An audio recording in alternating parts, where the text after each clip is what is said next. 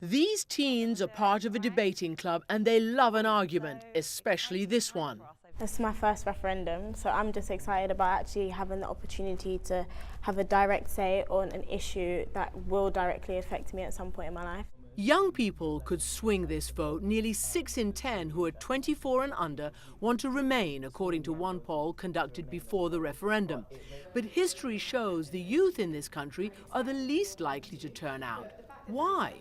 In our citizenship classes in school, I was never given any lessons on the European Union. That wasn't seen as important in our educational curriculum, which is why when it comes to a referendum, people are like, what's Europe? I know nothing about Europe. So what we're going to do is we're going to have a debate on this topic, and I'm going to ask you to speak on a side that might not necessarily be your views, but is a side that you can express the arguments for either leaving or staying within the European Union.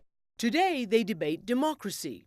If the EU is clearly not elected, then the EU, therefore, by its own admission, is anti-democratic. And if it's anti-democratic, then how can we support it as we continue to strive to be a democratic nation? We tell you the United Nations isn't elected by the people, the World Bank isn't elected by the people, the IMF isn't elected by the people. Under their logic, every international body is undemocratic and we should leave it, something which obviously we shouldn't do. Migration and how that might affect their future job opportunities. Employers can actually lower wages. They can lower them right down because they have too many people competing. We have the ability to go and work in other countries. It's not just a one-way system. And the economy.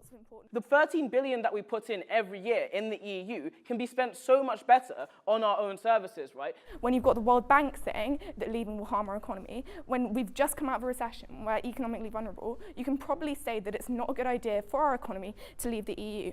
So, has it helped the undecided amongst them to make up their minds? Being on Team Leave made me really consider those points. It was interesting to be able to listen to the arguments for and against and understand the arguments for leaving the EU more, actually. I think, particularly as a young person, but in general, I just feel really global and I want to integrate with other countries rather than separate myself. Amanpour, CNN, London.